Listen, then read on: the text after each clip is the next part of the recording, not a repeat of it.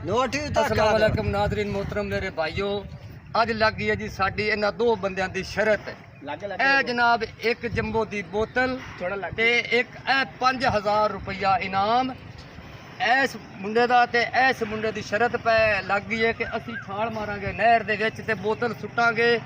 जेड़ा बंदा बोतल लभ के लै आवेगा उन्होंने बोतल भी इनाम ते 5000 रुपया भी इनाम। इन्हां दोवां दा सालसी मैं आ ते मेरे कोल जनाब पैसे भी है ते बोतल इन्हां नूं मैं सुट्टना ते फिर जनाब ये लभणगे ते फिर इन्हां नूं इनाम मिलेगा। एक ब्रेक जी नाज़रीन ते उन्हें बोतल लगन जी सट्टन ते लग जाता है पता कि केड़ा इनू चुक के लिया है ते केड़ा शरत नूं जितदा है। चलो जवान सुटो जी। ऐ शाबाश है जी। ऐ ला फिर ला हुण लग जाता जी पता।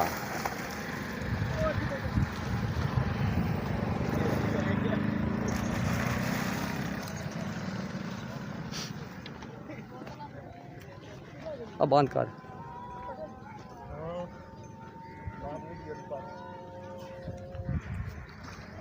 शाबाश जवाना भाई।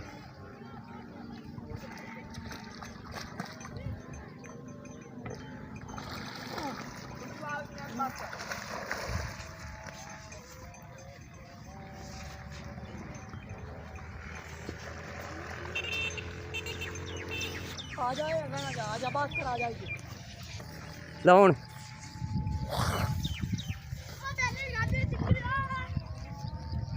ओ भाई बोतल नहीं लभदी पई। लभो लभो जिन्होंने ना लभी वो आपे लै हुण शुरू ने।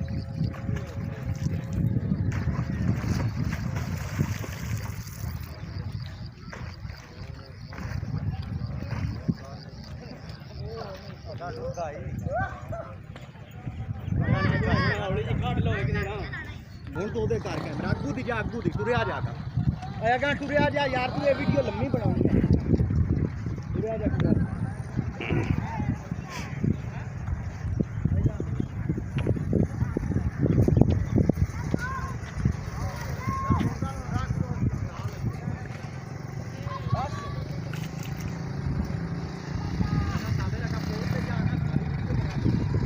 हाँ जी ऐ जी हुण जनाब वो बोतल पी रहा है। हाँ जी हाँ जी मेरी तरफ सारे बोतल नाम है।